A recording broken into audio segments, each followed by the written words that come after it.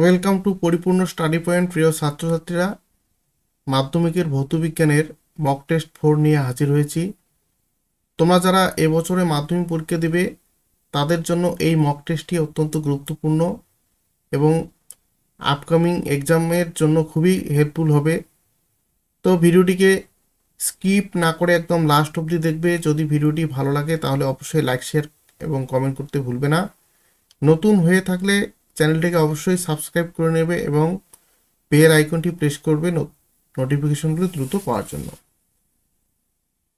তো চলো বেশি কথা না বাড়ি আমরা মূল টপিকের দিকে যাব।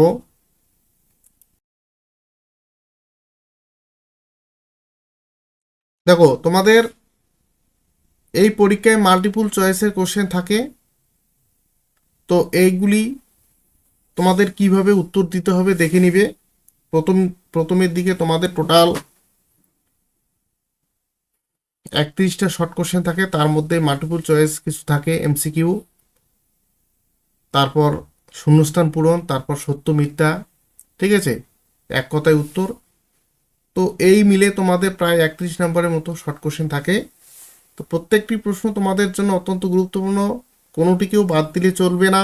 ভালো রেজাল্ট করার জন্য তোমাদেরকে ভালোভাবে প্রিপারেশন নিতে লাগবে। তো একদম লাস্ট অবধি ভিডিওটি দেখবে এবং কার কতটি স্কোর হলো অবশ্যই তোমরা কমেন্ট বক্সে কমেন্ট করবে।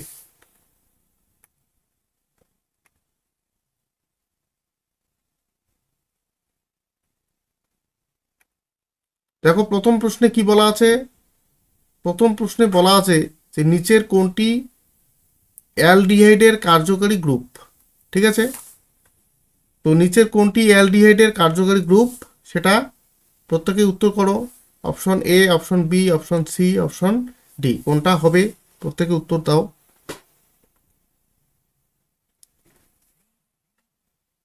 তো দেখো,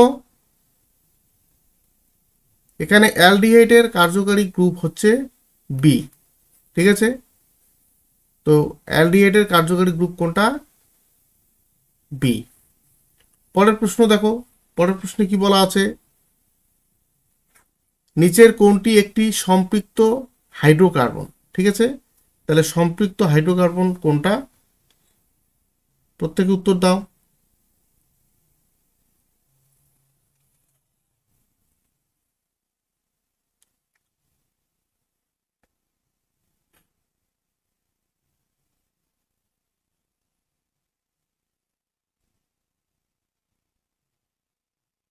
তাহলে সম্পৃক্ত হাইড্রোকার্বন কোনটা? সম্পৃক্ত হাইড্রোকার্বন হচ্ছে অপশন নাম্বার ডি।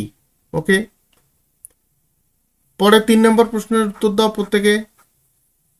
নিচের কোন কার্যকারী গ্রুপটি ইথাইল অ্যালকোহলে উপস্থিত থাকে?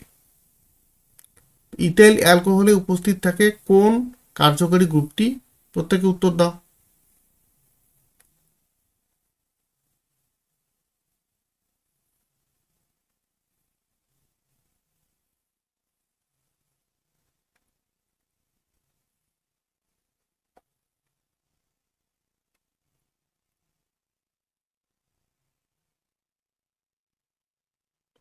তো নিচের কোন কার্যকারী গ্রুপটি ইথাইল অ্যালকোহলে উপস্থিত থাকে প্রত্যেকে উত্তর করার চেষ্টা করো।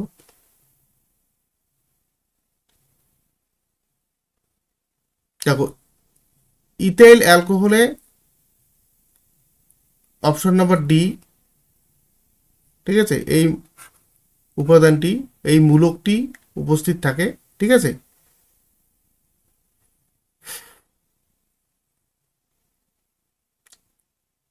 তারপর দেখো কোশ্চেন নাম্বার 4, প্রতিটি জৈব বস্তুর মূল উপাদান কোনটি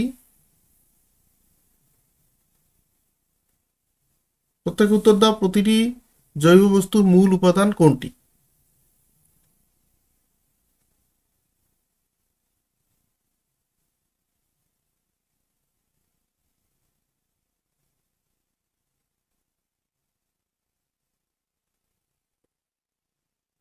তাহলে অপশন নাম্বার সি, কার্বন। ঠিক আছে, কার্বন হচ্ছে প্রতিটি জৈব বস্তুর মূল উপাদান। 5 নম্বর প্রশ্নের উত্তর কি হবে দেখো, নিচের কোন ধর্মটি জৈব যৌগের ক্ষেত্রে প্রযোজ্য নয়? জৈব যৌগের জন্য প্রযোজ্য নয় কোন ধর্মটি?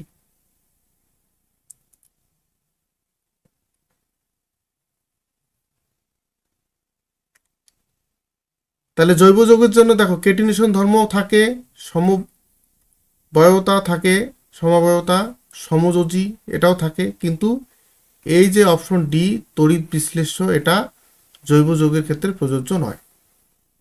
অপশন কোশ্চেন নাম্বার 6, সরলতম হাইড্রোকার্বন কোনটি? প্রত্যেকে উত্তর দেওয়ার চেষ্টা করো। সরলতম হাইড্রোকার্বন কোনটি?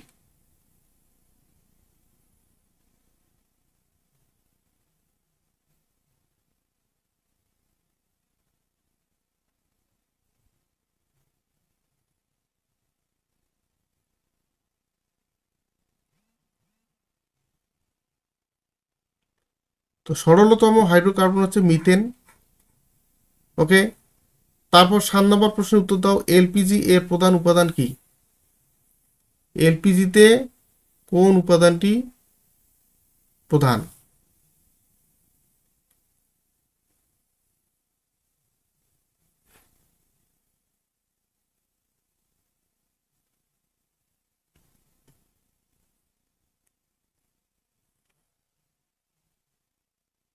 তাহলে এলপিজিতে প্রধান উপাদান হচ্ছে বিউটেন।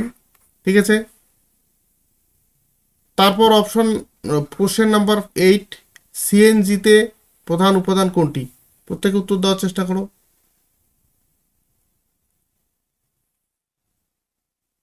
সিএনজিতে প্রধান উপাদান কি? এলপিজির পুরো নাম হচ্ছে কি? Liquefied petroleum gas. আর সিএনজির পুরো নাম হচ্ছে কম্প্রেসড ন্যাচারাল গ্যাস। এটাও আসে পরীক্ষায়, ঠিক আছে, মনে রাখবে। এলপিজির পুরো নাম কি? Liquefied petroleum gas. আর সিএনজির পুরো নাম হচ্ছে কম্প্রেসড ন্যাচারাল গ্যাস। তো সিএনজিতে প্রধান উপাদান কোনটা থাকে? সিএনজিতে প্রধান উপাদান কোনটা থাকে? মিথেন। ঠিক আছে, মিথেন সিএনজিতে প্রধান উপাদান। এলপিজির প্রধান উপাদান হচ্ছে বিউটেন, আর সিএনজির প্রধান উপাদান হচ্ছে মিথেন। কোশ্চেন নাম্বার 9, নিচের কোনটি জুট বিক্রিয়া করে না? প্রত্যেকে উত্তর দাও, নিচের কোনটি জুট বিক্রিয়া করে না?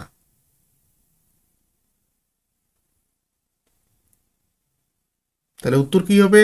উত্তর সি, ইথেন জুট বিক্রিয়া করে না। প্রশ্ন 10, লাল বর্ণের ব্রোমিন দ্রবণে অ্যাসিটিলিন গ্যাস চালনা করলে দ্রবণটির বর্ণ কি হবে?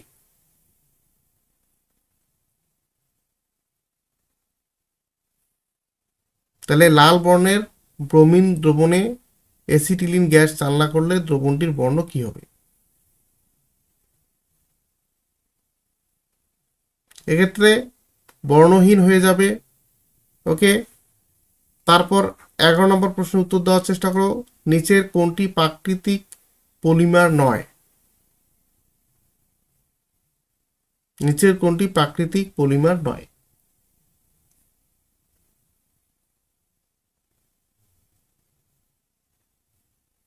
তাহলে টেফলন প্রাকৃতিক পলিমার নয়।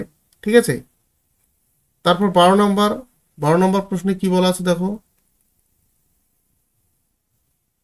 যে নিচের কোন পলিমারটি জৈব ভঙ্গুর নয়?